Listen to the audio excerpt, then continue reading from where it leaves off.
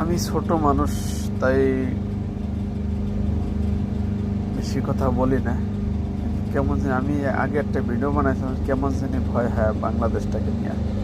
হয়তো আমাদের প্রজন্ম নয়, চলে গেলে কিন্তু ভবিষ্যৎ প্রজন্মের নিয়ে এটা হুমকি বা বিপজ্জনক মনে হয় আসতেছে বা থাকতেছে, বাঁচতে সম্ভাবনা আছে।